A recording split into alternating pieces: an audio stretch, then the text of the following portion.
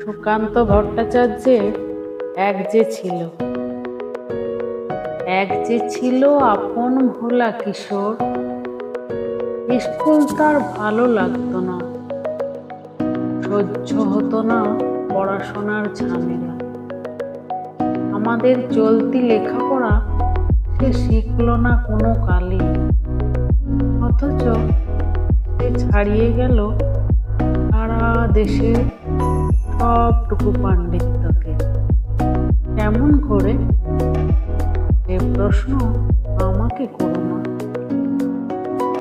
বড় মানুষের মধ্যে গরিবের মতো মানুষ, তাই বড় হয়ে সে বড় মানুষ না হয়ে মানুষ হিসেবে হলো অনেক বড়।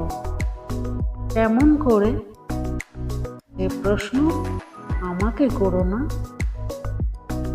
গান সাধার বাঁধা আইন সে মানেনি, অথচ স্বর্গের বাগান থেকে সে চুরি করে আনলো তোমার আমার গান।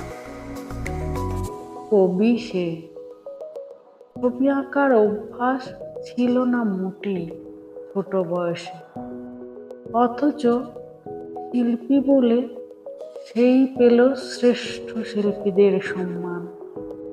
কেমন করে? সে প্রশ্ন আমাকে করো না।